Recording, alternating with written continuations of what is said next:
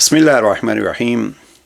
شیعہ سنی تفرقہ دشمن کا ایجنڈا، یہ ہے آج کا ہمارا موضوع، اور یہ حقیقت میں ہمارا موضوع نہیں ہے بلکہ ایک صاحب جن کا نام محمد عثمان سواتی لکھا ہے، انہوں نے گزشتہ دنوں ملتان سے المخزن نام کے ایک مجلے میں مختصر سا ایک مقالہ لکھا ہے جس میں بڑی خوبصورت باتیں اور شیعہ سنی کو ایک دوسرے کو سمجھنے کے لیے واقعاً درد دل پیش کیا ہے۔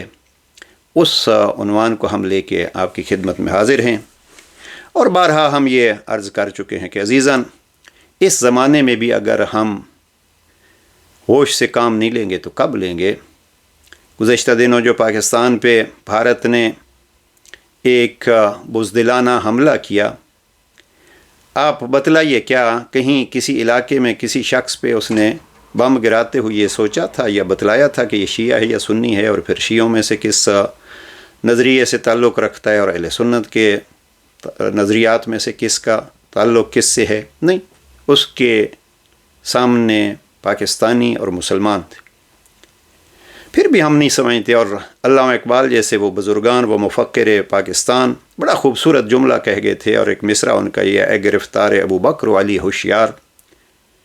لیکن ہم اس وقت بھی دنیا بھر میں مسلمانوں کے پسنے کے باوجود بجائے اس کے کہ ہم اس پہلو کو دیکھیں کہ مومن ایک دوسرے کے بھائی ہیں، ہم اور بالخصوص ہماری فیلڈ جوانوں کو اور عوام کو جاہل بنا کے مومن بنانے کے بجائے اس کو ایمان سے خارج کرنے کی کوششوں میں اور فتووں میں مشغول ہیں۔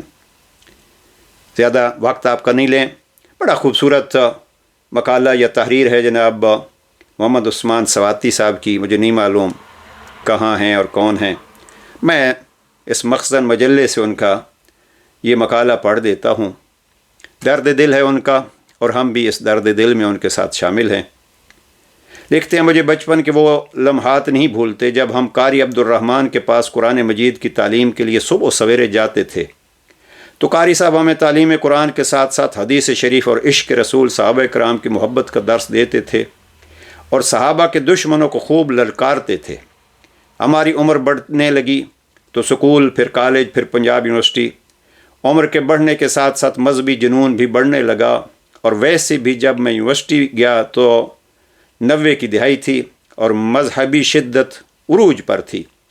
ہر روز سوچتا تھا میرا پڑھنا فضول ہے، مجھے گستاخ صحابہ کو تہس نہس کر دینا چاہیے، اور لشکر جھنگوی کے قافلے میں شامل ہو کر دنیا کے بدترین کافر شیعہ کے وجود کو ختم کر دینا چاہیے۔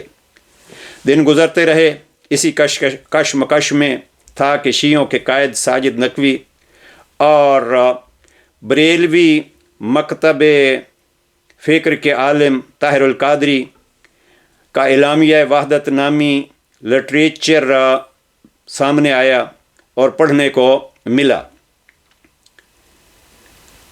میرے غصے میں اور شدت آ گئی کہ سنی عالم دین گستاخ صحابہ کے ساتھ کیوں بیٹھا؟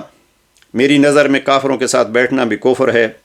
میری تعلیم مکمل ہوئی اور اللہ کے فضل و کرم سے اچھی سروس مل گئی۔ اب تو میرے پاس وسائل کی بھرمار تھی، اور عشق صحابہ کہتا تھا سواتی اب تو دشمن صحابہ سے انتقام لو۔ اس سلسلے میں کافی عاشقانے صحابہ سے نشست ہوئیں، اور ہم نے مسجد میں بیٹھ کر وعدہ کیا کہ تن من کی بازی لگا کر چن چن کر شیعوں کو ماریں گے، اور کسی شیعہ کو بڑی پوسٹ تک نہیں پہنچنے دیں گے۔ ہم خاندانی طور پر مسلک دیوبند کے ساتھ منسلک تھے، اور زیادہ رجحان میرا امیر اہل سنت حضرت مفتی محمود سے تھا۔ ہم نے اپنے مشن پر کاربند ہی تھے کہ ملی یکجہتی کونسل نامی جماعت کا سنا تو میں اس وقت حیرت زدہ ہو گیا۔ اب یہاں سے ذرا دیکھیے، ملی یکجہتی کونسل نامی جماعت کا سنا تو میں اس وقت حیرت زدہ ہو گیا جب ساجد نقوی کے ساتھ ترجمان مسلک دیوبند امیر جماعت علماء اسلام حضرت مولانا فضل الرحمن تشریف فرما تھے۔ ایک دم جھٹکا لگا، چونک اٹھا، سرگرداں ہو گیا۔ یہ وقت بھی آنا تھا، اب اپنے مسلک کے سربراہ کے اوپر کس طرح کفر کا فتویٰ لگائیں۔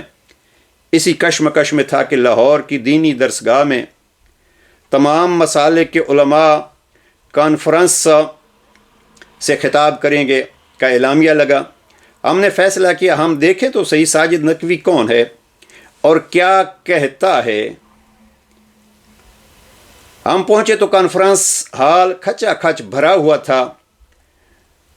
اسٹیج پر قاضی حسین احمد، مولانا شاہ احمد نورانی، مولانا فضل الرحمان اور میرے لیے ناقابل تصور مولانا سمیع الحق بھی ساجد نقوی کے ساتھ بیٹھے ہوئے تھے۔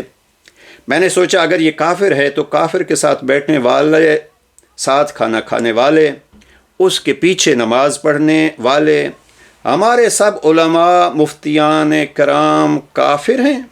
یعنی یہاں انہوں نے اس کو سوالیہ نشان سے ظاہر کیا کہ یہ سارے بزرگان بیٹھے ہیں ایک ساتھ، بلکہ انہوں نے ایک لفظ لکھا ہے کہ ساجد نقوی کے پیچھے نماز پڑھنے والے۔ سارے علماء و اکابرین امت مسلمہ کے اتحاد پر زور دے رہے تھے۔ کچھ دیر بعد ساجد نقوی خطاب کے لیے اٹھا تو سارے اکابرین نے کھڑے ہو کر ان کا استقبال کیا۔ میں غصے کے ساتھ کرسی پر بیٹھا رہا۔ ساجد نقوی نے حمد خدا کی تو میری حیرت میں اضافہ ہوا۔ دیکھیے یہ ہے، اصل میں تو یہ عرض کرنا چاہتا ہوں کہ آگے جملات آئیں گے، لیکن آپ اس کو ذرا دیکھیے کہ ساجد نقوی نے حمد خدا ادا کی تو میری حیرت میں اضافہ ہوا کہ شیعہ تو مشرک ہیں، یہ کب سے وحدانیت خدا کے قائل ہوئے؟ اور جب اس نے وَاعْتَصِمُوا بِحَبْلِ اللَّهِ کی آیت پڑھی تو میرے رونگٹے کھڑے ہو گئے۔ شیعہ اور قرآن کا کیا واسطہ؟ ہم تو بچپن سے سنتے آئے ہیں شیعہ کا اور قرآن ہے، یہ تو ہمارے قرآن سے آیات پڑھ رہا ہے۔ ذرا دیکھیے غور، یہ تو ہمارے قرآن سے آیات پڑھ رہا ہے، اور جو دلائل ختم نبوت پر دیے آج تک کسی عالم سے نہیں سنے تھے۔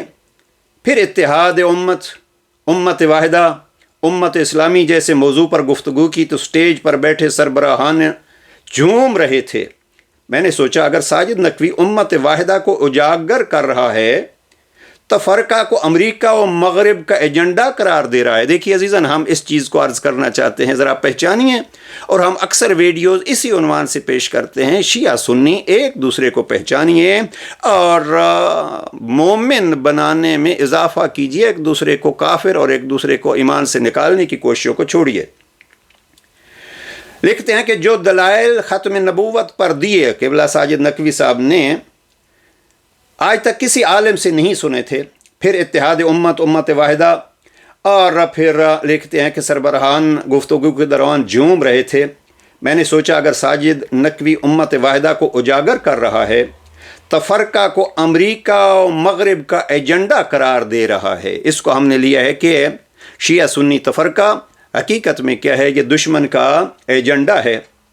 اگر ساجد نقوی تفرقہ کو امریکہ و مغرب کا ایجنڈا قرار دے رہا ہے اور شیعوں کے قتل عام ہونے کے باوجود امن کا خواہاں ہے، اگر یہ بھی ہم جیسے فریب اور دھوکہ سے پھنسے نادان لوگوں کی طرح اسلحہ اٹھانے کا حکم دیتا، ذرا غور فرمائیے، ہم اس سے زیادہ روک نہیں سکتے اور وضاحت میں نہیں جاتے۔